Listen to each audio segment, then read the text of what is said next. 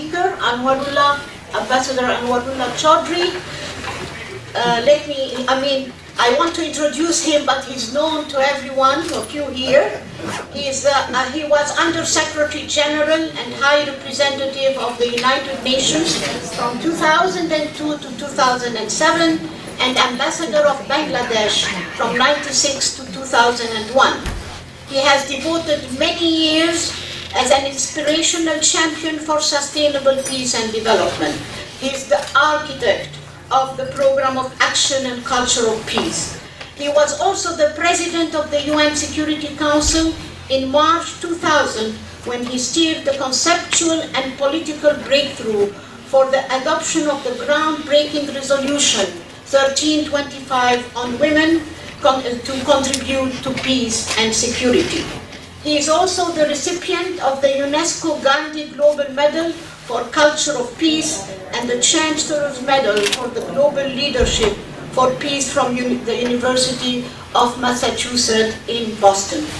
So please, Ambassador, you have the floor.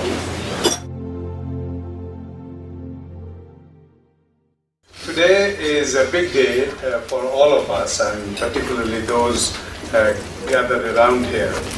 Today we had this United Nations high-level forum on the culture of peace. We had the morning opening session. We had the high-level segment for listening to about 26 or 27 member states sharing their thoughts on the culture of peace. But the highlight of the morning was a very powerful speech by 2011 Nobel Peace Laureate Rima Salah from Liberia. She was wonderful, and she asked what Rima sort of hinted. She asked us, what has gone wrong with us, with the United Nations? Why is the world so full of violence, of all kinds? Direct violence, structural violence, systemic violence, all kinds.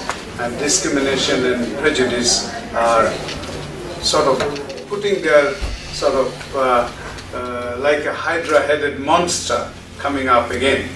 And so this big question is, what should be done differently to change this situation?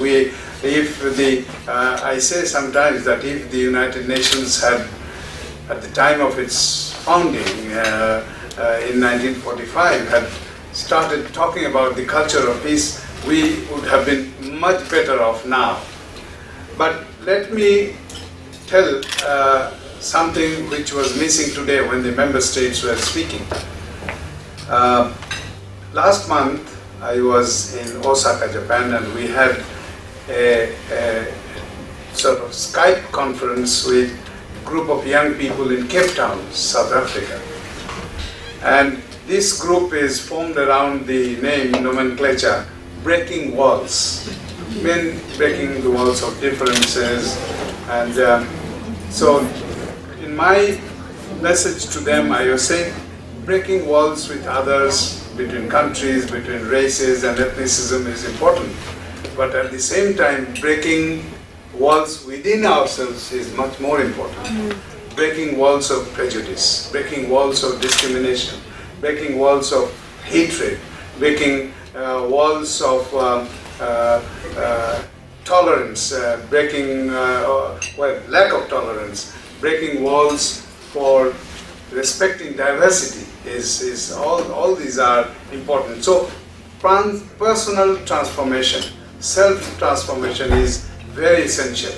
And that is what I believe that this initiative through Peace Consortium, triggered by UNICEF, through the Early Childhood Development, that is what we are trying to achieve.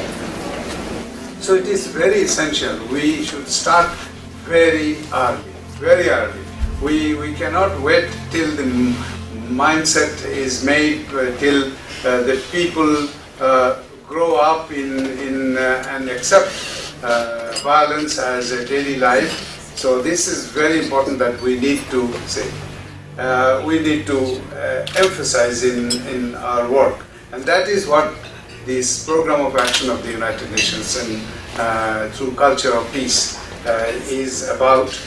In 97, 98, 99, these 3 years were very crucial for the United Nations in terms of highlighting the role of the culture of peace. It adopted in 1997 the resolution on the International Year for the Culture of Peace, and then Nobel Peace Laureate says 1 year is too little for the culture of peace. And then we adopted the International Decade for Culture of Peace and non-violence for the children of the world.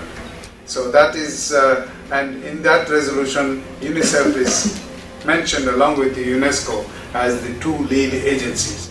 And I think after all these years, UNICEF has now taken a big lead in this regard.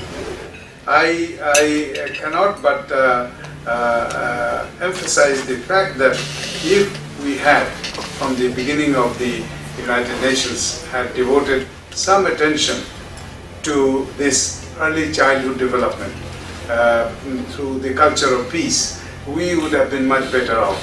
This hardware approach to bringing peace, building peace, is not working. We spend nearly average of $4 billion for peacekeeping missions. And I believe that those are like, the work of a fire department. Fire breaks out, we send the fire engine, it puts out the fire, comes back without ensuring that there is no future fire, or without finding out what caused the fire in the first place. So that approach doesn't work. If even 10% of this $4 billion was spent on promoting the culture of peace through education, through early childhood development, through grassroots level work, through community empowerment, we would have been much, much better off there. And I would like to end my remarks by particularly paying my tribute to my dear friend Federico Mayor, who is here, former Director General of UNESCO, who has given the world this concept of the culture of peace. And we were talking about when in Yamoussoukro, when the declaration regarding peace in the minds of men was adopted. And I think that's remarkable. My hats off to Federico, and I think for his lifelong work for this wonderful concept, and we are happy to have him here speaking in the panel this afternoon. Federico had a little accident yesterday, but I am delighted by your high spirit to join us here, and we are very happy. So my remarks I dedicate to Federico.